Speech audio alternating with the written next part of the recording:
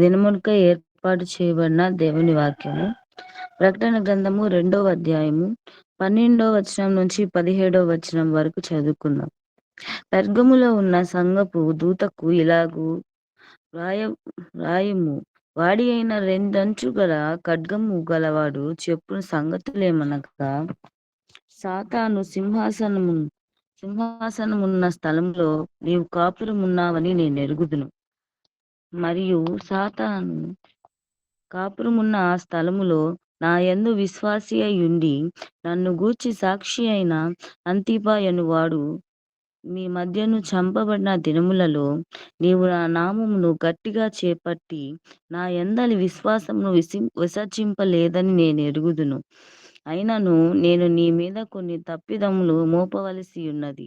అవేవనగా, విగ్రహములకు బలి ఇచ్చిన వాటిని తినునట్లును, జారత్వమును చేయునట్లును, ఇశ్రాయేలీయులకు ఉరియొడ్డమని బాలాకును నేర్పిన బిలాము బోధను అనుసరించువారు నీలో ఉన్నారు. అటువలనే నికోలాయితుల బోధన అనుసరించు వారును నీలో ఉన్నారు. కావున మారు మనసు పొందుము. లేని ఎడల నేను నీ యొద్దకు త్వరగా వచ్చి నా నోట నుండి వచ్చు ఖడ్గము చేత వారితో యుద్ధము చేసేదను. సంఘములతో చెప్పుచున్న మాట చెవిగలవాడు వినుగాక. జయించు వానికి మరుగైయున్న మన్నాను భుజింపనిత్తును, మరియు అతనికి తెల్ల రాతి నిత్తును. ఆ రాతి మీద చెక్కబడిన ఒక కొత్త పేరుండును. పొందిన వానికే గాని మరి ఎవనికిని తెలియదు. దేవుడి వాక్యాన్ని దీవించునుగాక. ఆమేన్. Thank you very much. దేవునికి స్తోత్రం. ప్రియమైన దేవుని పిల్లలారా, ఈసీవై పరిచర్యను గురించి నేను ఎంతో దేవుని స్తుతిస్తూ ఉంటాం, సంతోషిస్తూ ఉంటాము. మన ఈసీవై పరిచర్యలో ఇచ్చినటువంటి ప్రతి అంశాన్ని బట్టి ప్రార్థన కూడా చేస్తూ ఉంటాము. ఈ యొక్క పరిచర్య ద్వారా ప్రతిరోజు ఉదయకాలం అనే దేవుని మాటలు వినడానికి ఆయన మహాకృప చొప్పున కొన్ని సంవత్సరాల నుండి ముందుకు వెళ్తూ ఉన్నాం. చాలా సంతోషము. ఈరోజు నాకు అవకాశము ఇచ్చినటువంటి అధ్యక్షుల వారికి, కమిటీ మెంబర్స్కి నా యొక్క ప్రత్యేకమైన శుభాభివందనాలు తెలియజేస్తున్నాను. అలాగే యేసయ్యకి మహిమ కలిగిన గాక. దేవుని యొక్క మహాకృపను బట్టి కొద్ది రోజుల నుండి ప్రకటన గ్రంథాన్ని ధ్యానిస్తూ ఉన్నాం. వాస్తవంగా దేవుని తోడు, ఆయన కృప లేకపోతే ప్రకటన గ్రంథం ధ్యానించడం అనేది కొంచెం కష్టతరమైనది. అంటే అన్ని గ్రంథాలలాగా కాకుండా ప్రకటన గ్రంథము కొంచెం డిఫరెంట్గా ఉంటుంది. కానీ ఈ యొక్క దినాల్లో, చివరి దినాల్లో తెలుసుకోవాల్సింది ఏంటంటే ప్రకటన గ్రంథం గురించే. ఎందుకంటే క్రైస్తవుని యొక్క జీవితము ఈ భూమి మీద ఉన్నప్పుడు మనం చేసే భక్తి ఎందుకు అంటే, మరణం తర్వాత కూడా, మరణము అవతల ఆవల ఒక జీవితం అన్నది, దాని కొరకే సిద్ధపోవటం అని మనం జీవిస్తూ ఉంటాం. అయితే ఈ యొక్క ప్రకటన గ్రంథంలో మరణం తర్వాత ప్రత్యక్షమవుపు ఆ దర్శనం ఏమైనదో, మరణం తర్వాత దేవునితో మనం ఎలా ఉండబోతున్నామో యోహాను గారికి తెర తీసి ఆ యొక్క మర్మాలను తెలియజేసేది దేవుని దూత. ఈ ప్రకటన గ్రంథాన్ని మనం ధ్యానించడం ద్వారా మనం కూడా అనేక విషయాలు మనకు అర్థమవుతాయని ప్రభు పేరిట మనం చేస్తున్నాను. రండి చూద్దాము. సంఘాలకు రాసిన పత్రికల ద్వారా మనం ధ్యానిస్తున్నాము. ఈరోజు పెర్గము సంఘము. మరొకసారి క్రీస్తునందు ప్రియ దేవుని బిడ్డలందరికీ యేసుక్రీస్తు వారి అతి శ్రేష్టమైన నామంలో నా యొక్క శుభాభివందనాలు తెలియజేస్తున్నాను. ఈ యొక్క 3వ సంఘాన్ని గురించి దేవుడు రాశాడు. ప్రకటన గ్రంథం 2వ అధ్యాయము 12 నుంచి 17 వచనాలు. పెర్గములో ఉన్న సంఘపు దూతకు ఇలాగ వ్రాయము. పెర్గములో ఉన్న సంఘపు దూతకు ఇలాగ రాయము. చూడండి, వాడి అయిన 2 అంచులు గల ఖడ్గము గలవాడు చెప్పు సంగతులేమనగా, మొదటి అధ్యాయంలో ఆయన నోట నుండి వచ్చు 2 అంచులు గల ఖడ్గము బయలుదేరుతుందని ఆయన మహిమ ఆయన మహిమ ప్రభావము దర్శనములో యోహాను చూశాడు. అనగా రెండంచుల కలిగిన ఖడ్గం అంటే మనము హెబ్రీ 4:12 చూస్తాం. ఏమనంటే ఏంటి ఆ ఖడ్గం అంటే దేవుని యొక్క వాక్యము, ఆయన వాక్కు. వాడి అయిన రెండంచులు గల ఖడ్గము కలిగిన వాడు చెప్పు సంగతులేమనగా అంటే ఎవరు ఈయన? యేసుక్రీస్తు ప్రభువారు. ఆయన నోటే కదా రెండంచుల గల ఖడ్గం ఉంది. చూడండి ఏమంటున్నాడో, సాతాను సింహాసనం ఉన్న స్థలంలో నువ్వు కాపురం ఉన్నావని నేను ఎరుగుతున్నాను.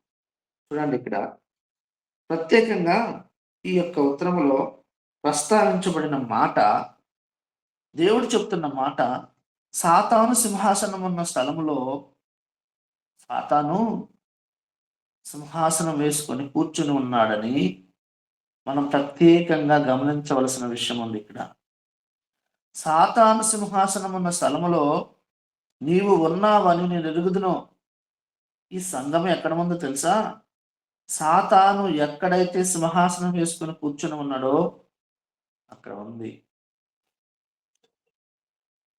మరియు సాతాను కాపురం ఉన్న స్థలములో నా యందు విశ్వాసి అయ్యుండి నన్ను గూర్చి సాక్షి అయి. సాతాను కాపురం ఉన్న ఆ స్థలములో నా యందు విశ్వాసం అయ్యుండి నన్ను గూర్చి సాక్షి అయి అంటే నా యందు విశ్వాసి అయ్యుండి నా యందు విశ్వాసాన్ని నిలుపుకున్నావు.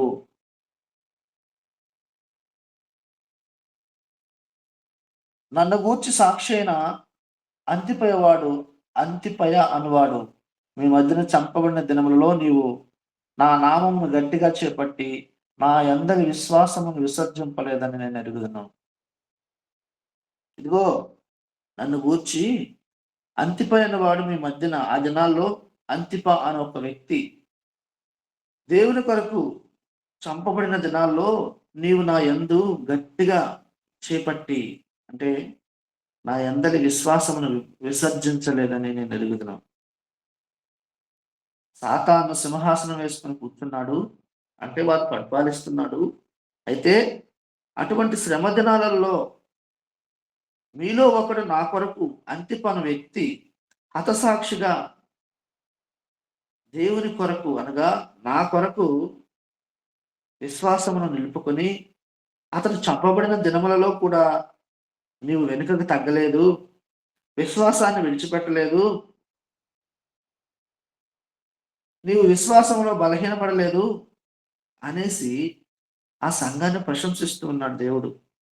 ఆ సంఘం గురించి రాస్తూ ఉన్నాడు. నా యందలి విశ్వాసమును విసర్జింపలేదని నేను ఎరుగుదును. ఇంకా అటువంటి పరిస్థితుల్లో ఆ విశ్వాసాన్ని గట్టిగా పట్టుకున్నట్లుగా ఆ సంఘాన్ని చూసిన ప్రభువు, క్రీస్తు ప్రభువు, గమనించండి, ఈ సంఘం ఎక్కడ ఉందంటే సాతాను సింహాసనం వేసుకున్న దగ్గర సాతాను పరిపాలిస్తున్నాడు. ఆ చోట సాతాను కాపురం ఉన్న చోట నువ్వు ఉన్నావని నేను ఎరుగుదును. చూడండి ఇక్కడ నా యందలి విశ్వాసాన్ని విసర్జించలేదు, గట్టిగా పట్టుకున్నావు. అనగా ప్రతికూల పరిస్థితుల్లో, వ్యతిరేక పరిస్థితుల్లో, శ్రమ కలుగుతున్న దినాల్లో, నిందలు, తిరస్కారాలు, అవమానం భరిస్తున్న కాలంలో, దేవుని కొరకు బహుగా వేదనలు పడుతున్న ఆ సమయంలో విశ్వాసాన్ని విడిచిపెట్టలేదు. పైగా వారి కళ్ళ ముందే దేవుని కొరకు అంతిపాను వ్యక్తి చంపబడ్డాడు, కానీ వెనక్కి తగ్గలేదు. ప్రభు అంటున్నాడు, గట్టిగా పట్టుకున్నావు. ఈరోజు మన జీవితంలో కూడా బయట చూస్తే అంటే బయట చూసి మనం ప్రభావితం అయ్యేది భక్తి కాదు. ఒక వ్యక్తి యొక్క భక్తి దేవునితో నీకున్న సంబంధాన్ని బట్టి ఉంటుంది. ఇది గుర్తుంచుకోవాలి మనం. ఒక విశ్వాస యొక్క బలము దేవునితో నీకున్న సంబంధం మీద ఆధారపడి ఉంటుందని ప్రభు మనం చేస్తున్నాను. వాక్యము ఇలాగా రాయబడి ఉంటుంది, ఎవరు నా యందు నిలిచి ఉంటారో, నా మాటలు ఎవరి యందు నిలిచి ఉంటాయో వారు బహుగా ఫలిస్తారు. ఈ యొక్క అనుభవంలోకి ఈరోజు మనం రావాలి. యోహాను సువార్త 15వ అధ్యాయంలో ప్రభు చెప్పే మాట, నేను ద్రాక్షవల్లి, మీరు తీగలు అని రాయబడి ఉంటుంది కదా. ఎందుకు చెప్పారు అంటే, ఈ సంబంధాన్ని అంటే ఒక విశ్వాసి క్రీస్తులో ఎలా ఉండాలో, తీగ అంటే ఆయనతో ఉంటే తప్ప,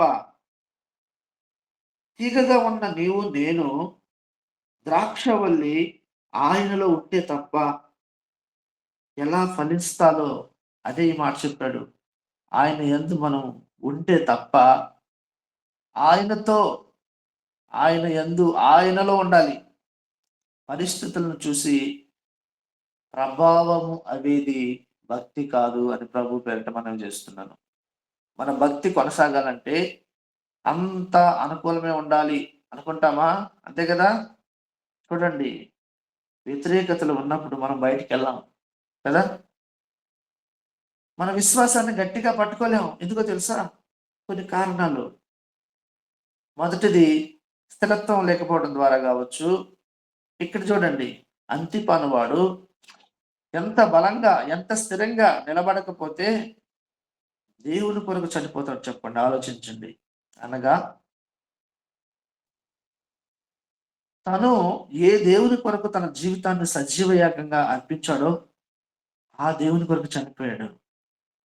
పౌలు గారు అంటాడు కదా, బ్రతుకుట క్రీస్తే, చావైతే లాభము అన్న భక్తిలోకి ఇదిగో ఈ అంతిప అనేవాడు వెళ్ళిపోయాడు. ఈరోజు చివరి దినాల్లో వాక్యం వింటున్న మనం కూడా అటువంటి స్థితికి రావాలి. చూడండి,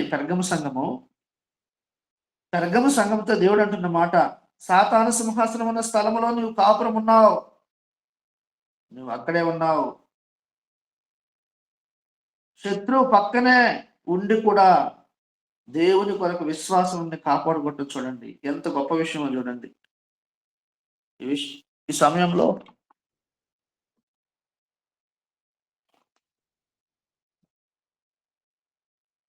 శద్రకు మెషకు అబేద్నెగోలు దురాయ అనే ప్రాంతంలో నెబుకద్నెజరు 60 మూరల విగ్రహాన్ని నిలిపాడు.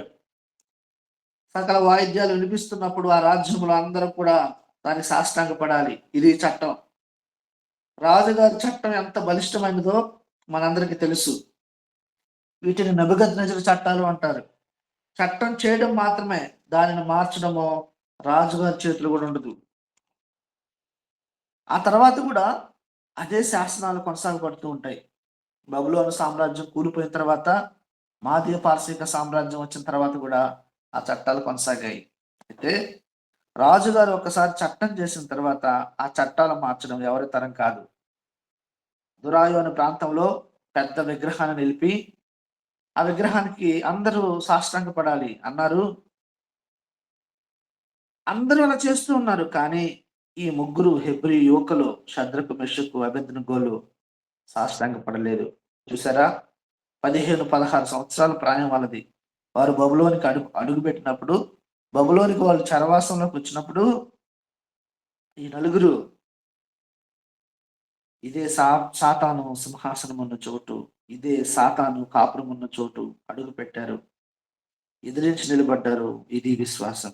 మన జీవితంలో విశ్వాసాన్ని కాపాడుకోవాలి. ఈ ఉత్తరాలు ఎందుకు రాస్తున్నాడు ప్రభువు? ఈ ఉత్తరాలు దేవుడు మెచ్చుకునే విషయాలు మనం చూసినప్పుడు, ఈ ఉత్తరాలలో దేవుడు మెచ్చుకునే విషయాలు మనం చూసినప్పుడు, మన జీవితంలో ఆ మెచ్చుకునే విషయాలను సాధన చేయాలి. దేవుడు ఖండించి గద్దించిన విషయాలు మనము మన జీవితంలో ఉన్నాయేమో అని పరీక్షించుకొని వదిలిపెట్టి ఆయన రాజ్యంలోనికి మనం సిద్ధపాటు కలిగి ముందుకు వెళ్ళిపోతూ ఉండాలి. ప్రభువు సన్నిధిలో కనిపించడానికి మనం సిద్ధపాటు కలిగి ఉండాలి. దేవుని సన్నిధిలో కనిపించడానికి సిద్ధపాటు కలిగి ఆమోసు గ్రంథంలో చూస్తాం, ఎత్తబడే సమూహంలో నీవు నేను ఉండాలి. చూడండి, ఈ 7 ఉత్తరాల యొక్క సారాంశము అంతా కూడా సిద్ధపడండి, సిద్ధపడండి. ఈ ఉత్తరాలు ఏంటంటే అద్దం లాంటివి. అంటే మనలో ఉన్న విషయాలేంటో, లేనివేంటో, ప్రభువు మెచ్చుకున్న విషయాలేంటో, మెచ్చుకోని విషయాలేంటో, ప్రభువును ఆనందింపజేసే విషయాలేంటో, ప్రభువును దుఃఖపరిచే విషయాలేంటో మనకు కళ్ళకు కట్టినట్టుగా దేవుడికి దేవుడు అర్థమయ్యే మన భాషలో వ్రాసాడు ఈ యొక్క ఉత్తరాలు. ఈ ఉత్తరాలు ప్రతి ఒక్క వ్యక్తికి అర్థం అవ్వాలి. దేవుడు మనల్ని కొలిచే ఉత్తరాలు, ఆయన న్యాయమైన తార్చులో తూచే ఉత్తరాలు ఇవి. ఈ ఉత్తరాల ద్వారా మన ప్రవర్తన, మన న్యాయ నియమావళి రుజువు చేయబడినట్లుగా ఈ ఉత్తరాల ద్వారా మనల్ని మనం పరీక్షించుకోవాలి.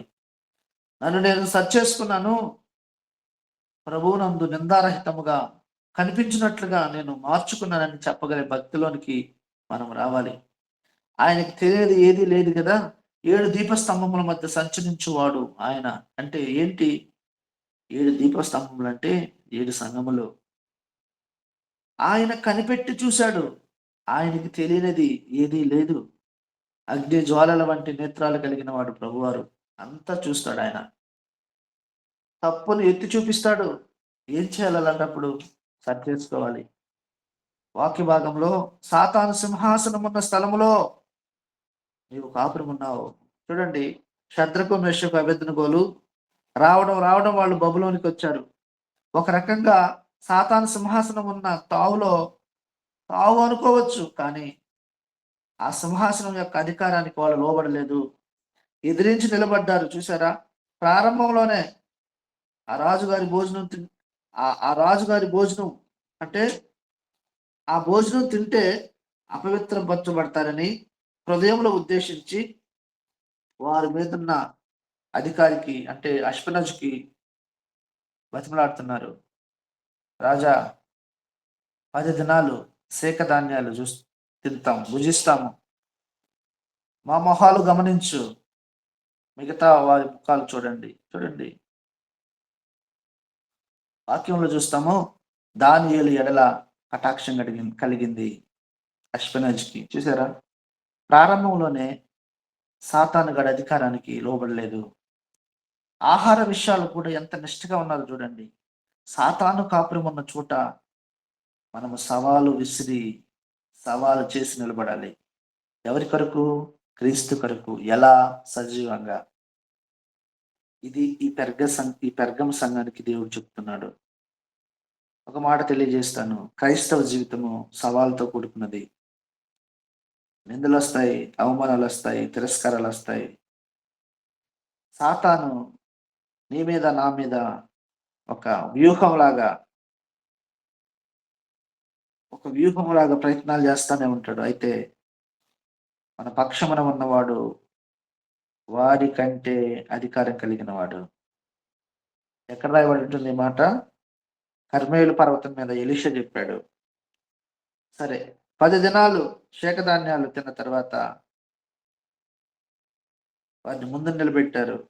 వారి మొహాలు చూస్తే ఎంత గొప్పగా ఉన్నాయో, వారి జ్ఞానము, పాండిత్యము, తెలివి ఎంత గొప్పదో, దేవుడు వారికి ఇచ్చిన తలాంతులు చూడండి. ఈ దురాయాను ప్రాంతంలో 60 మూరల విగ్రహాన్ని పెట్టినప్పుడు శద్రకు, మెషకు, అబేద్నెగోలు మేము మొక్కము అన్నారు. మిగతా వాళ్ళు అందరూ మొక్కారు.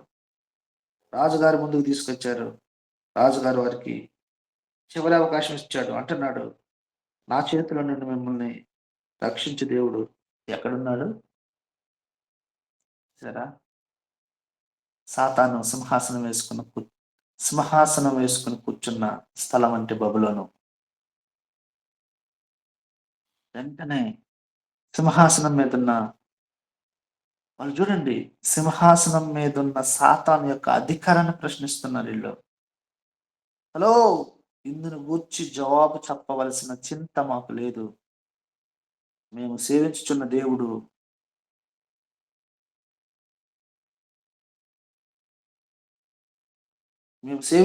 దేవుడు ఈ మండుచున్న వేడిమి గల అగ్నిగుండంలో నుండి రక్షించడానికి సమర్థుడు. ఒకవేళ రక్షించకపోయినా నీ సింహాసనానికి మేము సాష్టాంగపడము. రాజుగారి అత్యాగ్రహానికి 7 అంతలు అగ్ని మండింది, విసిరివేయబడ్డారు. ఏమైంది? ఏం కాలేదు. 4వ వాడు వచ్చున్నాడు. మనం లేఖనాల్లో చూస్తాం. సాతాను సింహాసనం వేసుకున్న చోట నీవు కాపురం ఉన్నావు. ఇంకొక అంశము, 40 దినాల నుండి గొల్లియాతు కేకలేస్తూ ఉన్నాడు, అరుస్తూ ఉన్నాడు, గట్టిగా కేకలు. ఇశ్రాయేలు సైన్యాన్ని తిరస్కరిస్తూనే ఉన్నాడు. వాడి గర్వపు మాటలు. 40వ దినాన దావీదు వచ్చాడు, అంతే, ఒక్క రాయితో సింహాసనాన్ని కూల్చేశాడు. వాడి గర్వపు నోరు మోగబోయింది. ఏ ఆకారంతో, శరీర ఆకారంతో వాడు భయపడుతున్నాడో ఆ ఆకారం నేలకూలింది. దావీదు పరిగెత్తుకుంటూ వెళ్ళి వాడి తల మీద కాలు పెట్టడం. ఈరోజు మన జీవితంలో కూడా దేవుని కొరకు నిలబడినప్పుడు, దేవుని కొరకు నువ్వు జీవించినప్పుడు, సాతాను ఏ స్థలంలో అయితే వాడు సింహాసనం వేసుకుని ఉన్నాడో అక్కడ దేవుని కొరకు నిలబడాలి, పరిస్థితులను బట్టి కాదు. ఇట్టి శాసనము సంతకాలు చేయబడి దానియేలు ఎరిగి ఉండి భయపడలేదు అని వాక్యంలో ఉంటుంది. ఆ దినాలు అంతిపన వ్యక్తి దేవుని కొరకు చంపబడ్డాడు. అయితే నా నామమును గట్టిగా చేపట్టి నా యందలి విశ్వాసం విసర్జించలేదని నేను ఎరుగుదును. అయితే విశ్వాసమును విసర్జించలేదు. దేవుడు ప్రశంసిస్తూ ఉంటున్నాడు, మెచ్చుకుంటూ ఉంటున్నాడు.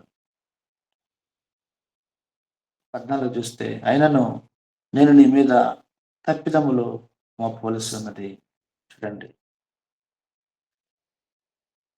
అయినను నీ మీద నేను కొన్ని తప్పిదములు మోపవలసి ఉన్నది, అయినను కొన్ని తప్పిదములు. ఇప్పుడు మనం ఏం చేయాలి? ఇప్పుడు దేవుడు మెచ్చుకున్న విషయాలు మనం సాధన చేయాలి. తప్పిదాలు ఎత్తి చూపినప్పుడు మనం ఏం చేయాలి? చూడండి, ఇంత గొప్ప సంఘం కదా, ఇంత గొప్పగా నీవు నా కొరకు జీవించావు కదా, అయినను తప్పిదాలు. ఏంటి తప్పిదాలు? చూడండి, నెంబర్ 1, విగ్రహములకు బలిచ్చిన వాటిని తిన్నట్లు, జారత్వము చేయుటకును. 3, ఇశ్రాయేలీలకు ఉరియొడ్డని బాలాకుకు నేర్పించిన బిలాము బోధను అనుసరించేవాడు మీలో ఉన్నాడు. చూడండి, బిలాము బోధ, బాలాకుకు నేర్పించిన ఈ బోధ, బిలాము నేర్పించిన బోధను మీరు అనుసరిస్తున్నారు అంటే, బాలాకు రాజుకి ఏం చెప్పాడంటే, బిలాము ఏం చెప్పాడంటే బాలాకు రాజుకి, సంఖ్యాకాండంలో చూస్తాం మనం, విగ్రహాలకు పెట్టింది వారికి పెట్టండి, జారత్వము అంటే వ్యభిచారం చేయనట్లు వారిని ప్రోత్సహించండి. ఇది నేర్పించింది ఎవరంటే ఈ యొక్క బిలాము ప్రవక్త. ఎవరికి నేర్పానంటే బాలాకుకు నేర్పాడు. నేను ఈ అంశాన్ని మీకు చెప్పానని నేను అనుకుంటున్నాను. సంఖ్యాకాండంలో ఒక సందర్భం, మోయాబు దేశంలో ఇశ్రాయేలు వచ్చినప్పుడు జరిగిన సంఘటన మళ్ళీ నేను తెలియజేస్తాను. అయితే ఎవరి బాలాకు రాజు అంటే ఆయన మోయాబు రాజు. అసలు ఈ బిలాము బోధ ఏంటో, వాళ్ళు ఎవరో మళ్ళీ ఒక అంశం కూడా మనం ధ్యానిద్దాం. చూడండి, సంఘంలో ఈరోజు కొత్త బోధలు సాతాను సంఘానికి కీడు కలిగించడానికి, సంఘానికి నష్టం కలిగించడానికి, విశ్వాసం నుండి మళ్లించడానికి, క్రీస్తునందు బలహీనలు చేయడానికి తప్పుడు బోధలు ప్రవేశపెట్టేశాడు. సాతాను సంఘం మీద దాడి చేయలేక విఫలమైపోయాడు ఎప్పుడో. కానీ వాడి ప్రయత్నాలు అబద్ధ బోధకులను ప్రవేశపెట్టి ఇప్పుడు వాడికి తేలికైపోయింది. ఈ అబద్ధ బోధకులను ప్రవేశపెట్టి, చూడండి, ఇప్పుడు ఈ యొక్క అబద్ధ బోధకులు చూస్తే విస్తరించిపోయారు. చూడండి, దేవుని సువార్త, దేవుని మాటలు మనల్ని ఖండిస్తూ, గద్దిస్తూ, చికిత్స చేస్తూ, దేవుని యొక్క వర్తమానం మనల్ని కత్తిరిస్తూ మనల్ని పరలోక రాజ్యం చేరుస్తుంది. ఈ మాటలు మనకు కావాలి. ఉన్నాయా ఇప్పుడున్న పరిస్థితుల్లో? క్రీస్తు ప్రభు వారు లేఖనములను బట్టి ఆయన మృతి చెందను, సమాధి చేయబడ్డాడు, తిరిగి లేపబడ్డాడు, తిరిగి మళ్ళీ మన కొరకు రాబోతున్నాడు. ఇది సువర్తమానం. మనం అనేక శ్రమలు పొంది పరలోక రాజ్యం వెళ్ళాలి. భూమి మీద మన శరీరము ఒక గుడారము, ఈ గుడారాన్ని ఒకనొక రోజు విడిచిపెట్టేయాలి. ఇదిగో, భూమి మీద మీ కొరకు ధనం కూర్చుకోవద్దు, పరలోకంలో కూర్చుకోండి, ఇరుకు మార్గంలో ప్రవేశించి పోరాడండి. ఈ మాటలు ఎక్కడైనా చెబితే మనకి ఇష్టం ఉంటుందా? ఇష్టం ఉండదు. ఇది కాకుండా దర్శనాలు, ప్రవచనాలు, దీవెనలు, స్వస్థతలు, ఆశీర్వాదాలు.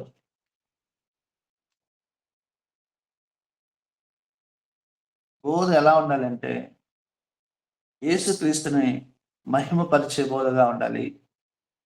సిలువను గూర్చి చెప్పే బోధ ఉండాలి. సిలువను ప్రత్యక్షపరిచే బోధగా ఉండాలి. అవి కాకుండా ప్రభువుని మహింపరచకుండా, సిలువను గూర్చి చెప్పకుండా, సిలువను ప్రత్యక్షపరచకుండా వీటిని ఏమంటారంటే సాతాను బోధ అంటారు. అంటే సాతానుగాడు దగ్గరుండి చెప్పిస్తాడు ఈ మాటలు. లోక సంబంధమైన విషయాలు, లోక సంబంధమైన వార్తలు, పెట్టకథలు, కట్టుకథలు, నవ్వులు, టైం వేస్ట్. చూడండి, మనకు సత్యం తెలియకుండా కళ్ళకు గంతలు గట్టి చెప్తాడు. గమనిస్తున్నారని నేను అనుకుంటున్నాను. జాగ్రత్త, సాతాను సింహాసనం. ఈరోజు మీరు మీ సంఘాల్లో ఏ బోధ ఉంటున్నారో జాగ్రత్త. మనం వింటున్న బోధ మనల్ని ఖండించాలి, మనల్ని గాయం చేయాలి, మన మనస్సాక్షిని ఉంచుకోవాలి. గద్దింపు, ఇది మనకు కావాల్సింది. ఇక్కడ సుఖమైన ప్రయాణం లేదు. ఇకనైనా మనం మేల్కొని నేత్రాలు తెరవబడి మనం వింటున్న బోధ వాక్యానుసారమా కాదని తెలుసుకుని సత్యం వైపు నిలబడాలని ప్రభు పేరిట మనవి చేస్తూ ఉన్నాను. ఈ లోకంలో ఉన్నది ఏది మనది కాదు. ఇదే పెర్గమ సంఘంతో దేవుడు మాట్లాడుతున్నాడు. మీరు బిలాము బోధను అనుసరిస్తున్నట్లు నికోలయితుల బోధ అనుసరిస్తున్నారు. చూడండి తర్వాత, అనుసరించి మీలో ఉన్నాడు కావున మారు మనసు పొందము, లేని ఎడల నేను మీ యొద్దకు త్వరగా వచ్చి నా నోట నుండి వచ్చి ఖడ్గము చేత వీరితో యుద్ధం చేసేదను. సంఘముతో ఆత్మ చెప్పుచున్న మాట చెవిగలవాడు వినుగాక. జయించువానికి మరుగయ్యున్న మన్నాను భుజంపనెత్తును, మరియు అతనికి తెల్ల రాతినెత్తును. ఆ రాతి మీద చెక్కబడిన ఒక కొత్త పేరును పొందిన వానికే గాని అది మరి ఒకరికి తెలియదు. ఇప్పుడు వాక్యాన్ని చదువుకుందాం. ఆ తర్వాత గద్దించాడు. ఆ తర్వాత ఆ సంఘానికి స్వర్తమానం అంటే తెలియజేస్తున్నది చూస్తాం. అయితే ఈ యొక్క పెర్గమ సంఘం గురించి ఒక 2 మాటలు తెలియజేస్తాను. అసలు ఈ పెర్గమ సంఘం గురించి తెలుసుకున్నప్పుడు అసలు సాతాను సింహాసనం వేసుకొని ఇక్కడ ఎందుకు కూర్చున్నాడు ఈ సంఘంలో? ఈ సంఘం గురించి ఎందుకు రాయబడిందంటే, పెర్గము అంటే గోపురము లేదా దుర్గము. ఈ పెర్గమ సంఘం ఎక్కడుందంటే రోము నగరానికి యెరూషలేముకి మధ్య సమాన దూరంలో ఉన్నట్టు చూస్తాం. కొరింథీ, తెసలోనిక, ఫిలిప్పు, గలతీ, సిరియా, అంతియొకయ ఈ నగరాలను కలిపే ఒక కేంద్ర బిందువుగా ఈ యొక్క పెర్గమ సంఘం ఉన్నట్లు మనం హిస్టరీలో చూస్తాం. ఇది చిన్న ఆసియా అంటే ఇప్పుడు టర్కీగా పిలువబడుతున్నటువంటి ప్రాంతానికి ఆగ్నేయంగా 50 మైళ్ళ దూరంలో ఉన్నట్టు మనం చూస్తాం. సంఘ కాలము క్రీస్తు శకం 312 నుండి క్రీస్తు శకం 606 వరకు ఈ యొక్క సంఘ కాలాన్ని కూడా మనం చూస్తాం. ఇది ఒక సుందరమైన అభివృద్ధి చెందిన నగరం. అయితే ఈ సంఘములో 2 లక్షల పుస్తకాలు కలిగిన లైబ్రరీ ఉందంట. ఆ సమయంలో ప్రపంచంలోనే అతిపెద్ద లైబ్రరీగా, 2వ అతిపెద్ద లైబ్రరీగా ఆసియాలో ఉన్నట్టుగా మనము చూస్తాం. అయితే ఇక్కడ దేవతల ఆరాధన ఎక్కువగా జరిగేదని, గోపురాలు కట్టేవారని, అలా గోపురాలు కట్టి విగ్రహారాధన చేసే నగరంలో ఇది ప్రధాన నగరం అని కూడా మనం చూస్తాము. రోమ్ చక్రవర్తులు అంతా బహుదేవత ఆరాధికులు. అంటే అన్య దేవతలను ఇక్కడ వారికి అన్య దేవతలకు గుడి కట్టి ఇక్కడ ఆరాధించేవాళ్ళు అంట. అందుకే ఇక్కడ సాతాను సింహాసనంగా ఉంది. అసలు సాతాను పెర్గముకి ఎందుకు వచ్చాడు? మనం చూసినట్లయితే యోహాను సువార్త 14:30, 1 కొరింథీ 4:4, ఎఫెసీ 6:2లో మనం చూస్తే సాతాను ఈ లోక పరిపాలకుడు అని రాయబడి ఉంటుంది వాక్యంలో. అంటే అప్పటికే ప్రపంచంలో అతిపెద్ద పట్టణం రోము. అయితే రోములో ఉండడు సాతాను సింహాసనము ఈ పెర్గములో ఉందంట. ఏంటి పెర్గములో ఎందుకున్నాడు? ఎప్పుడైనా కూడా గమనించండి, సాతానికి ద్వారాలు తెలిస్తేనే వస్తాడు. సాతానుగాడు పిలిస్తేనే వస్తాడు. ఒక మాట ఉంటుంది బైబిల్ గ్రంథంలో, దేవునికి లోబడి అపవాదిని ఎదిరించుడి, అప్పుడు వాడు మీ దగ్గర నుండి పారిపోతాడు. ఇది సూత్రం మనకు. సాతానును ఎదిరించాలంటే దేవునికి లోబడి ఉండాలి అంతే. ఎక్కడైతే మనుషులు సాతానును ఇష్టపడతారో అక్కడే వాడి సింహాసనం. పెర్గములో ఉన్న పౌరులు సాతానుకి సన్మానం చేసేవారిగా ఉన్నారంట. ఎక్కడైతే దేవుని పరిచర్య ముమ్మరంగా ఘనంగా జరుగుతుందో అక్కడ వాడు సింహాసనం వేసుకుంటాడు. వాడి ఆయుధం ఏంటో తెలుసా? మతము, వ్యతిరేకతలు, తిరుగుబాటు నాటి నుండి నేటి వరకు కూడా గమనిస్తూనే ఉంటాం మనం. ఆ తర్వాత కాలంలో సాతాను మతాన్ని తీసుకొచ్చాడు. ఆ తర్వాత వ్యక్తిని ఆరాధించడం, ఒక వ్యక్తిని పూజించడం, ఆ వ్యక్తిని దేవునిగా పూజించి కొలవడము. చూడండి, ఇవన్నీ ఈ సంఘం నుంచి వచ్చినట్టు మనం చరిత్రలో చూస్తాం. ఆదికాండం 11వ అధ్యాయం నుండి బాబేలు గోపురం దగ్గర నుండి ఇప్పటి వరకు కూడా వాటి ప్రయత్నాలు జరుగుతూనే ఉన్నాయి. పూజారి వ్యవస్థ ఉంది కదా, పూజారి అంటాం కదా, ఈ వ్యవస్థ మొట్టమొదట ఇక్కడి నుంచే ప్రారంభమైనట్టు మనం చరిత్రలో చూస్తాం. ఈ పూజారి దేవునికి మానవులకి మధ్య అనుసంధానకర్తగా, సంబంధాన్ని కలిగజేసేవాడిగా ఉండేవాడు. అంటే పూజారి దగ్గర నుండి అక్కడి నుండి చక్రవర్తులు రావడం, కాలక్రమేణా బిషప్ వ్యవస్థ రావడము, ఆ బిషప్ నుండే పోప్ అంటాం కదా, ఈ పోపులు అనేవారు కూడా అక్కడి నుంచే వచ్చారు. అంటే వీళ్ళు ఏమంటారు తెలుసా? మేము దేవునికి మీకు మధ్యవర్తులం, మీ పాపాలు మా చెవులో చెప్పండి, మేము దేవునితో మాట్లాడతామంటారు వీళ్ళు. మీ పాపాలు పోవాలంటే పాప పరిహార పత్రాన్ని కొనండి, అప్పుడు తర్వాత మీ పాపాలు క్షమింపబడతాయి. ఆ తర్వాత రోమన్ క్యాథలిక్ సంఘంగా ఈ విధంగా ఈ హిస్టరీ, మనకు సమయం లేదు కాబట్టి ఈ విధంగా ఈ సాతాను బబులోను నుండి వచ్చి సింహాసనం వేసుకున్నాడు. ఇది చరిత్ర. అయితే ఒక్క మాటలు ముగించేస్తాను.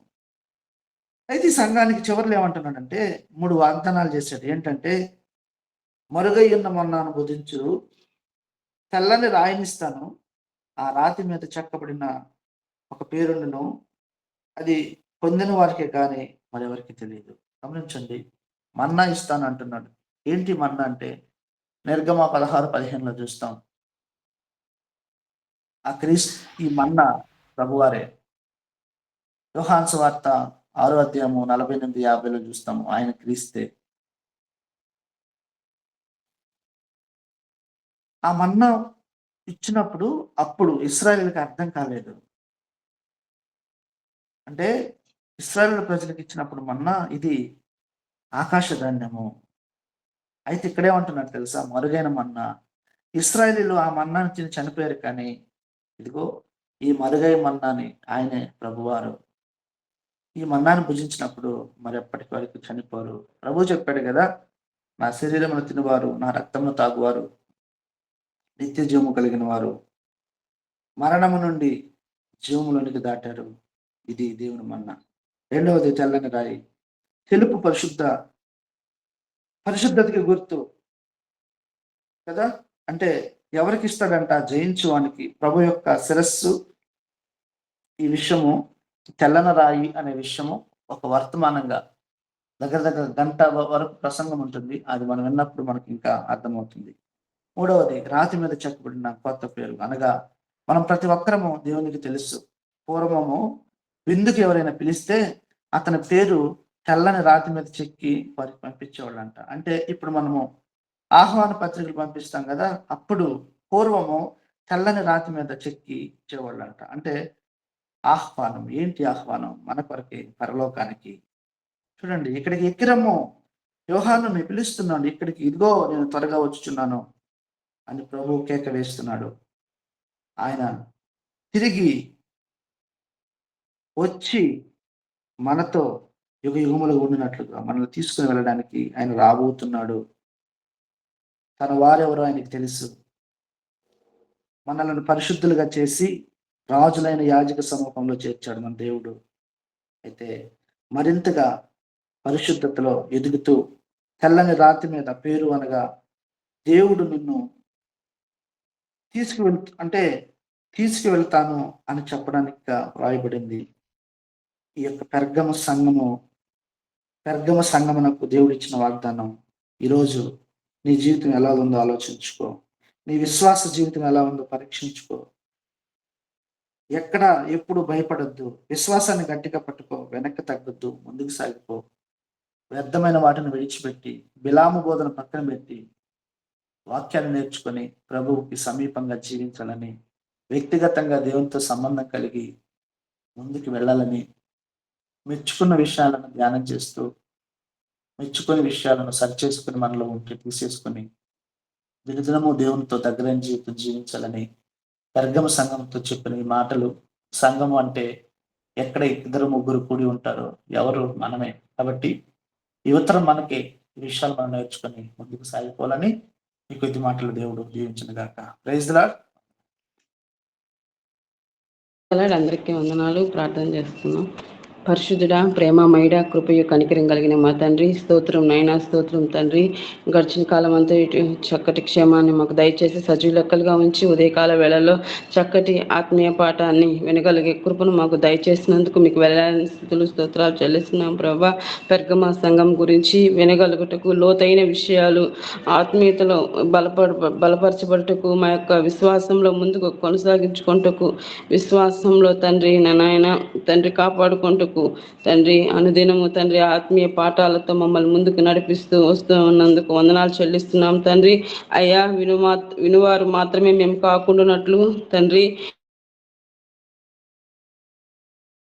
మీ యొక్క మెల్లని స్వరంతో మీరు మాకు ఏ విషయాల్లో మమ్మల్ని హెచ్చరిస్తున్నారు నాయన, మా యొక్క హృదయం ఏ విషయంలో నిరారోపణ చేస్తుందో మీ యొక్క స్వరానికి లోబడే జ్ఞానాన్ని, విధేయత చూపించే జ్ఞానాన్ని, గ్రహించుకునే జ్ఞానాన్ని, నడుచుకునే జ్ఞానాన్ని మాకు దయచేయమని, మీ యొక్క నడిపింపును మాకు దయచేయమని అడుగుతున్నాం ప్రభా. విన్నటువంటి వాక్యము వ్యర్థమైపోకున్నట్లు ప్రతి బిడ్డ యొక్క జీవితంలో చక్కటి ఫలింపును దయచేయమని అడుగుతున్నాం తండ్రి. తండ్రి చక్కని ఆత్మీయ పాఠాలు అందింపజేసిన బిడ్డను బట్టి వందనాలు చెల్లిస్తున్నాం తండ్రి. కుటుంబాన్ని జ్ఞాపకం చేసుకోండి తండ్రి. బ్రదర్ గారిని ఇంకను మీ యొక్క పరిచర్యకు, ఇంకను మీకు పనికి వచ్చే పాత్రగా వాడుకోమని తండ్రి మీ దయగలిగిన హస్తాలకు అప్పచెప్తున్నాం ప్రభా. తండ్రి ఈ యొక్క సమయాన్ని దయచేసినందుకు వందనాలు చెల్లిస్తూ యేసయ్య అతి శ్రేష్టమైన నామంలో అడిగి వేడుకొని పొందుకుని ఉన్నాం మా యొక్క పరమ తండ్రి. ఆమేన్.